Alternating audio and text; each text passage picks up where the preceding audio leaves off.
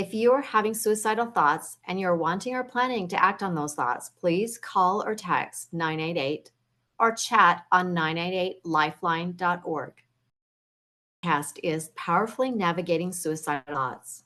And I'm passionate about creating an environment of love, acceptance, and understanding for those facing mental health issues, especially suicidal thoughts.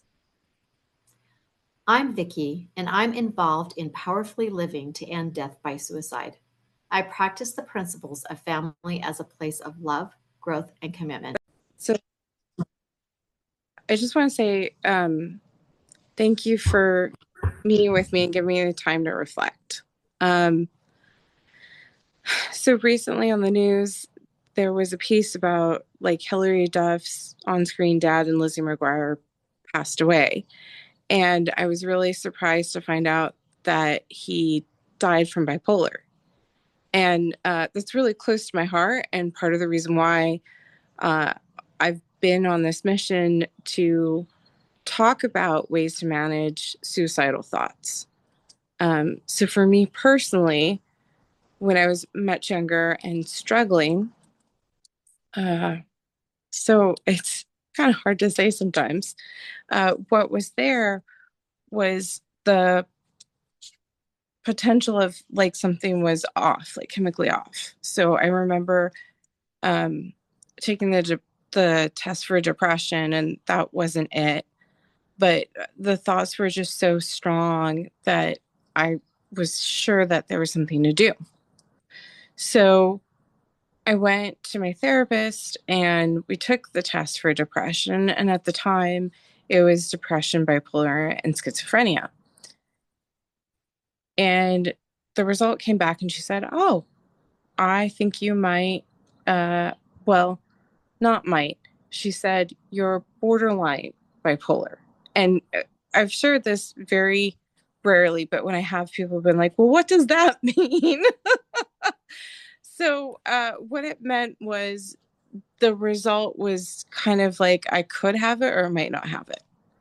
And she had personally decided I did not have it, which meant no medication. And that set me on the pathway of trying to figure out what can I do about this. Because when she said it, it made sense. Like I would get very, very depressed for 2 to 3 days in a row and barely managing, barely functioning. I have no idea how I got through it at the time. And then like through studying about food and diet, I really saw more options and opportunities when I didn't have the option for medication. But that really shaped my desire to talk about having those thoughts. Like it really had me present to there are tools such as, changing your diet, changing what you drink, journaling, like talking to friends, so it got me on that pathway. And just this recent news, it hit me because it's like, even though he had community and love, without having a way to like chemically balance, it's really hard, and so there's that aspect of it. There's the aspect of community. There's the aspect of maybe changing food and diet. There's the aspect of like going through therapy and discovering what's at the root of it. Because I do think from my own personal experience that ACEs was right when they said, oh, trauma could be the thing that creates the bipolar, that creates the depression. And if we get to healing the original traumatic events, we might actually heal people. So I just wanted to share that and have that to share with somebody, and then share that with a larger community. So thank you for taking the time and listening to me. Did you have any questions or anything you wanted to share? Yeah, so what do you think, for you, you talked about some of the things that made a difference for you. And one of the things that Hillary said is that he's been struggling with it for a long time. Yeah. valiantly struggling with it. What do you consider a valiant struggle for yourself? It's, I'm going to touch on him and then on myself in a moment. Yeah, he was 71. That's a Yeah. Uh-huh. really great age to reach, period. But even with like that experience of up and down, and also I think just from what I've seen of the show, um, I could see it now a little more clearly because he had a really good sense of humor, you know? And I think that's one of those qualities you develop. But like Valiant looks like, continuing to practice even though you don't want to. Because like the chemicals in your head are saying, uh, what's the point? This is like never ending.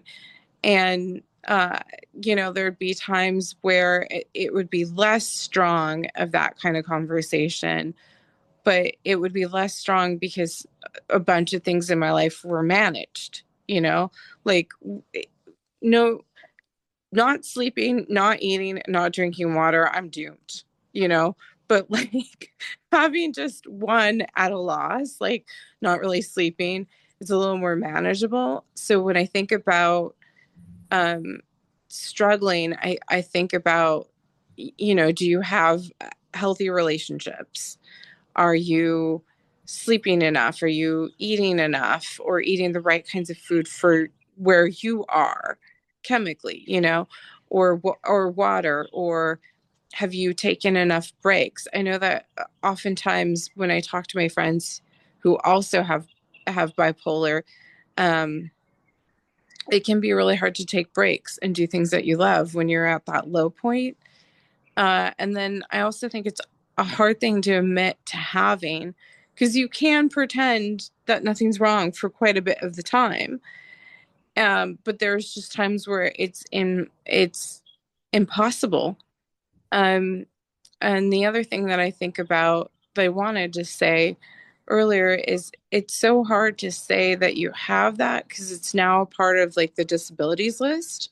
So there's this thought process of like, will this be counted against me or will I be supported or will people listen to or handle me differently if I just come out and say it that way?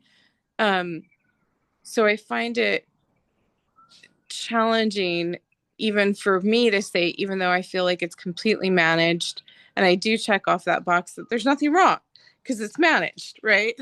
But like I can see uh how hard it is to openly admit it. And it doesn't surprise me that now it's come out that was going on for him, even Mm, though, you know, um, it had to have been going on for a long time before his death. yeah. Yeah. So if when you say how people would manage you, how would you like them to manage you? Or how would you like them to support you? I would like mostly to be treated like a normal person. Um, and I'd also like for people to understand that if I need help, I need help. Like, if I need reassurance, I genuinely need it in that moment, you know? And that that moment is just a moment. It's not like how I am all the time. And it doesn't mean that this moment means there's a whole bunch more to come up. You know what I mean? Like it's temporary and it's infrequent. There we go. That's a way to say it. Yeah, so for you it's temporary and it's infrequent. Yeah. And yeah, and so when you do need reassurance, what kind of reassurance are you looking for?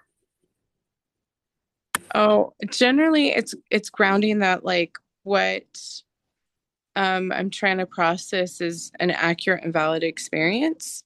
Mm, That I actually am capable. Like I think it's really highly in the level of like, could you just tell me that I'm capable or remind me that I'm capable? Because in those moments where I'm struggling, I've forgotten that I'm capable. And it's so great when somebody reminds me that I am.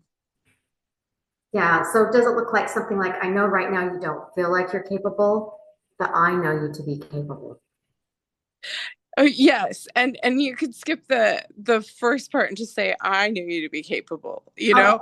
I know And you're it's capable. not always the case. Like sometimes it is great to like say that beginning sentence to validate where somebody is, and then Yeah.